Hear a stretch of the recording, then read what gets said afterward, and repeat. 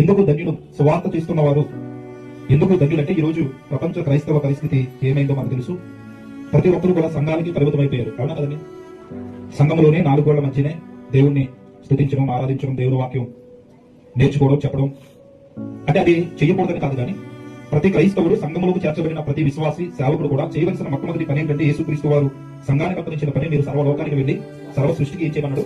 సువార్తను ప్రకటించాలి. యేసుక్రీస్తు వారి మరణ, సమాధి, పునరుద్ధానం గురించిన సువార్త ఈ లోకానికి తెలియాలి అన్నదే దేవుని ఉద్దేశం. సంఘాన్ని కూడా దేవుడు ఏర్పరిచింది దానికి. అయితే ఈ రోజు కాదు, నాటి నుంచి నేటి వరకు అపోస్తుల కాలంలో తర్వాత వచ్చిన ఎవరిని మిషనరీలు వారు చాలా మంది సువార్త అనేది విరివిగా చేయడం ద్వారానే ఈ రోజు మన వరకు కూడా సువార్త వచ్చింది. ఎవరండి?